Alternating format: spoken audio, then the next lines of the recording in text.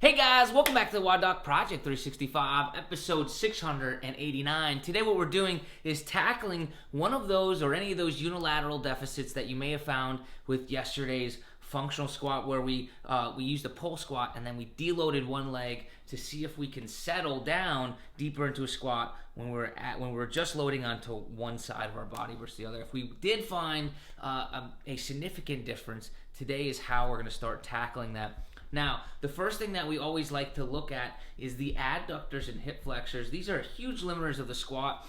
The adductors a lot more than anybody really gives credit to. So we're going to go to my first favorite, and that's going to be the active frog. However, we're going to add a twist to this. I'm going to show you how to preface one side versus the other, okay? So whenever we're doing the active frog, we have to get down, lay on our stomach. So this would be, our prone position. So we get down onto our stomach like this, like if we're going to be in what I like to call a TV watching position. Will you drop on down nice and low for me, please? So when we get in this TV watching position, the way we start an active frog is we put our heels and toes together like such.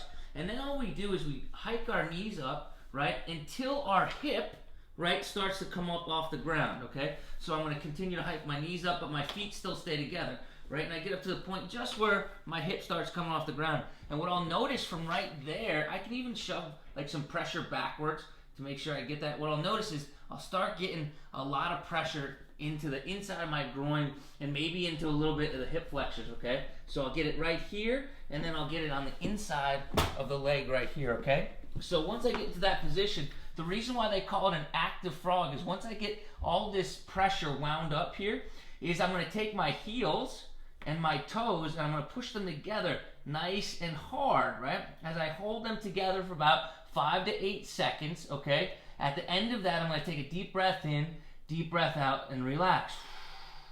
And what you'll notice is I'll normally get my feet will normally drop down a little bit towards the center. So I'm going to go ahead, I'm going to push back, I'm going to wind up that pressure, and I'm going to start again.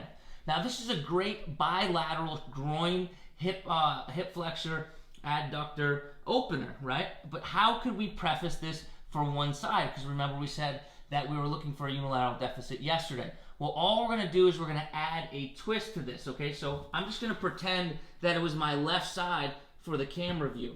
What I'm going to do here is I'm going to let this shoulder kind of stay down. I'm going to take my right arm and I'm going to start to push up and lean away, all right? So just the natural ability of me to twist basically is shoving my left hip down to the floor a little bit more. So I'm on my left forearm, right arm comes up, and I'm just going to try to shove my left hip down to the ground. All the pressure should, or at least most of it, should come off my right hip and should go into my left hip, okay?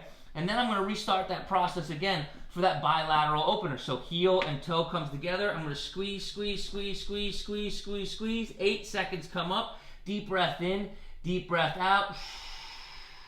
Let those legs hang down. Remember, I'm going to drive my left hip.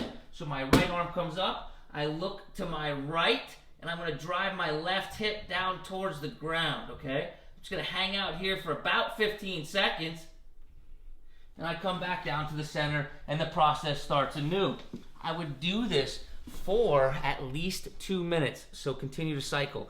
Hold those heels and toes together. Press, press, press, press. Deep breath in, deep breath out. Allow them to settle to the next barrier of resistance.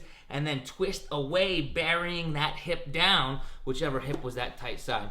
Guys, I really hope this helps you out. And until tomorrow, we are optimizing function to optimize performance.